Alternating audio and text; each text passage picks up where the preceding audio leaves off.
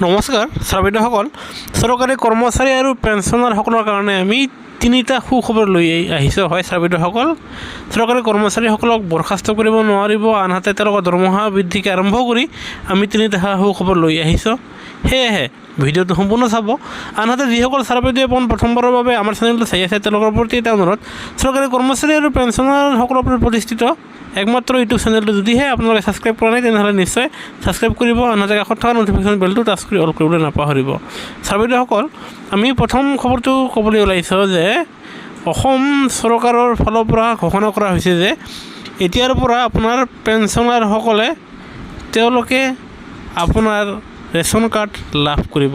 আনহাতে ration card লাভ কৰাৰ লগে লগে তেওঁলোকে 5 লাখ টকালৈকে আপোনাৰ আৰোগ্য যোজনা চিকিৎসাৰ নামত তেওঁলোকে 5 লাখ টকালৈকে তেওঁলোকে ৰেহাই লাভ কৰিব আৰু তেওঁলোকে তাৰমানে 5 লাখ টকা আয়ুষ্মান কাৰ্ডৰ ভিত্তিত তেওঁলোকে আয়ুষ্মান কাৰ্ড লাভ কৰিব।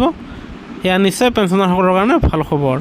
এতিয়া আমি 2 নম্বৰ খবৰটো দিবলৈ ওলাইছোঁ, সেয়া হ'ল আপোনাৰ পেঞ্চনাৰসকলৰ 5%, 10%, আনহাতে 15% আপোনাৰ পেঞ্চন বৃদ্ধি সম্পৰ্কীয় যি ফাইল সেয়া আপোনাৰ কেন্দ্ৰীয় চৰকাৰৰ ওচৰলৈ গৈছে আৰু কেন্দ্ৰীয় চৰকাৰে অতি শীঘ্ৰে সেই সম্পৰ্কে আপোনাৰ শেহতীয়া সিদ্ধান্ত ল'ব, যাৰ ফলত তেওঁলোকৰ পেঞ্চনৰ সৈতে 5%, 10%, আনহাতে 15% পেঞ্চন বৃদ্ধি পাব।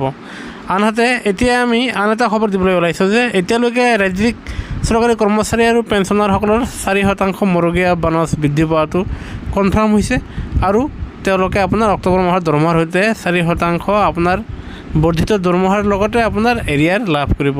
এতিয়া আমি 3 নম্বৰ খবৰটো দিবলৈ ওলাইছোঁ, সেয়া হ'ল যে চৰকাৰী কৰ্মচাৰীসকলে যদিহে আনফিট হয় তেনেহ'লে তেওঁলোকক চাকৰিৰ পৰা উলিয়াই দিব নোৱাৰিব আৰু এয়া এক শেহতীয়া খবৰ হাইকোৰ্টৰ পৰা প্ৰকাশ পাইছে যে চৰকাৰী কৰ্মচাৰীসকলে যদি কিবা কাৰণত আনফিট হয় তেনেহ'লে তেওঁলোকক চাকৰিৰ পৰা বৰখাস্ত কৰিব নোৱাৰিব।